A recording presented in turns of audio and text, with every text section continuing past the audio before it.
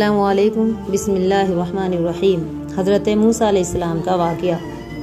جب موسیٰ علیہ السلام بنی اسرائیل کو ساتھ لے کر مصر سے آئے تو ان کے ساتھ ایک شخص جس کا نام سامری تھا، کہنے کو مسلمان تھا لیکن حقیقت میں منافق تھا، وہ بھی آیا۔ موسیٰ علیہ السلام کو اللہ تعالیٰ نے کوہ طور پر بلایا تاکہ اپنی کتاب توریت موسیٰ علیہ السلام کو دیں۔ موسیٰ علیہ السلام اپنے بھائی ہارون سے نصیحت کر کے گئے کہ میرے بعد بنی اسرائیل کا خیال رکھیں اور ان میں کسی قسم کی نا اتفاقی نہ ہونے دینا۔ سامری جو ایک منافق تھا، اس نے موسیٰ علیہ السلام کے کوہ طور پہ چلے جانے کے بعد ایک بہت بڑی شرارت کی۔ اس نے بنی اسرائیل سے سونے چاندی کے زیوروں کو جمع کیا، ان کو پگھلایا اور بچڑے کی صورت کا ایک بت بنایا۔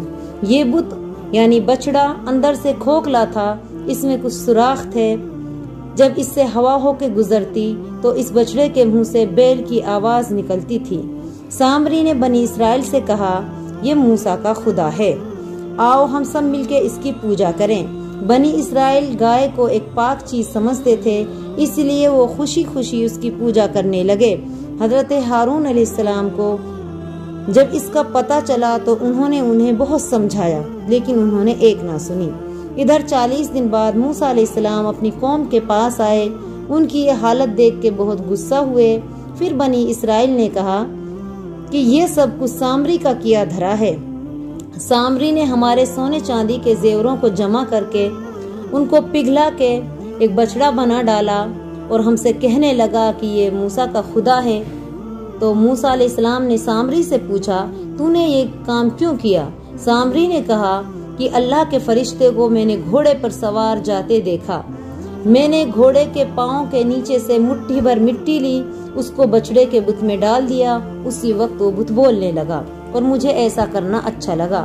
موسیٰ علیہ السلام نے فرمایا، دور ہو کمبخت، اللہ تعالیٰ تجھ سے بہت ناراض ہوگا، آج سے کوئی شخص تجھ سے کسی قسم کا میل جول نہ رکھے گا اور تو خود ہمیشہ کہتا رہے گا کہ کوئی مجھے ہاتھ نہ لگاؤ۔ جب مر جائے گا تو تجھے اللہ کا عذاب ملے گا، اور یہ تیرا بچڑا میں اس کو جلا کے راکھ کر دوں گا اور اس کو دریا میں بہا دوں گا۔ اس کے بعد موسیٰ علیہ السلام بنی اسرائیل سے مخاطب ہوئے اور فرمایا، بھائیو تمہارا رب تو وہی ہے جس کے سوائے کوئی دوسرا عبادت کے لائق نہیں ہے۔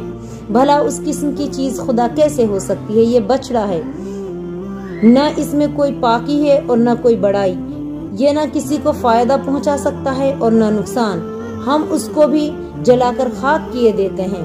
بھلا خدا کی بھی یہ شان ہو سکتی ہے؟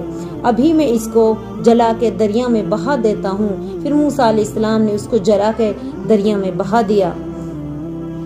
تو آپ اس طرح کے چینل دیکھنے کے لیے ہمارا چینل سبسکرائب کریں، انشاءاللہ روزانہ آپ کو ایک دینی واقعہ اس چینل پر ملتا رہے گا۔ السلام علیکم ورحمۃ اللہ۔